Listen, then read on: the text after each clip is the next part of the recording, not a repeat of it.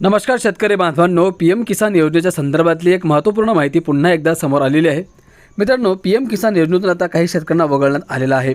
त्याचं कारण काय आहे? मित्रांनो, जमीन नावावर असली तरी या शेतकऱ्यांना आता लाभ मिळणार नाही। जवळजवळ 6,000 शेतकऱ्यांचा लाभ आता रद्द केला जाणार आहे। काय कारण आहे? कोणत्या कारणामुळे शेतकऱ्यांना लाभ मिळणार नाही? सविस्तर माहिती व्हिडिओच्या माध्यमातून आता आपण जाणून घेणार आहोत। त्यामुळे शेतकरी मित्रांनो, तुम्ही हा व्हिडिओ शेवटपर्यंत बघा। व्हिडिओमध्ये पुढे जाण्याआधी तुमचं सर्वांचं स्वागत आहे आपल्या शेतकरी मित्र या यूट्यूब चॅनलवर। आणि मित्रांनो, तुम्हाला अशीच महत्त्वपूर्ण माहिती रोज बघायची असेल तर आत्ताच आपल्या शेतकरी मित्र या यूट्यूब चॅनलला सबस्क्राईब करून ठेवा। मित्रांनो, देशातील शेतकऱ्यांना आर्थिक दिलासा देण्यासाठी केंद्र सरकारतर्फे पी एम किसान सन्मान निधी योजना राबवली जात आहे। या योजनेअंतर्गत पात्र शेतकरी कुटुंबाला वर्षाला 6,000 रुपयांची आर्थिक मदत 3 टप्प्यांमध्ये बँक खात्यात जमा केली जाते। मित्रांनो, मात्र केवळ शेतजमीन नावावर असल्यामुळे सर्वांनाच या योजनेचा लाभ मिळत नाही। सरकारने यासाठी कडक नियम, पात्रता आणि अपात्रतेचे निकष ठरवलेले आहेत। जसे की पी एम किसान लाभ मिळवण्यासाठी शेतजमीन नावावर असणे अनिवार्य असले तरी काही घटकांना या योजनेतून वगळण्यात आले आहेत।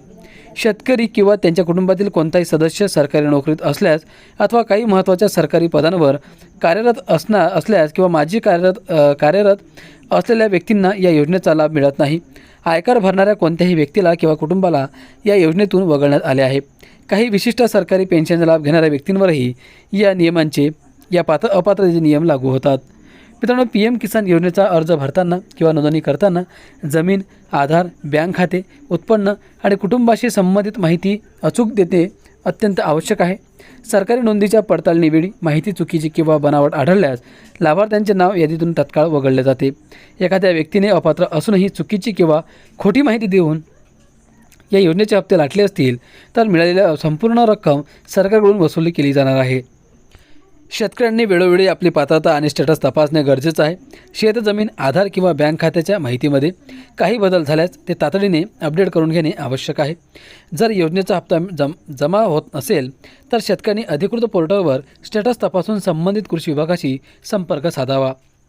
अशा प्रकारे मित्रांनो, या पी एम किसान सन्मान निधीचा जो लाभ आहे तो खरंच जे पात्र शेतकरी आहेत त्यांनाच मिळणार आहे।